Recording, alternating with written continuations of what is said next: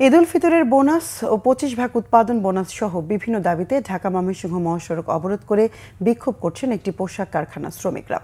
সকাল 10টা থেকে গাজীপুরের তেলিপাড়ায় আন্দোলনে নামেন স্মক্স নামে একটি সোয়েটার কারখানার শ্রমিকরা।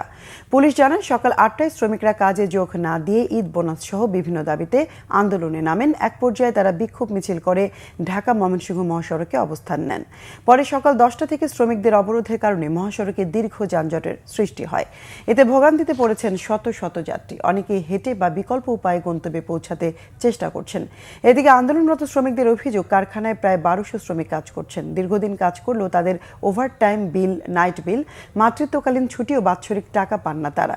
এই অবস্থায় ঈদ বোনাস, ওভারটাইম বিল, জিএম এর পদত্যাগ সহ 14 দফা দাবি আদায়ের জন্য আন্দোলন করছেন তারা।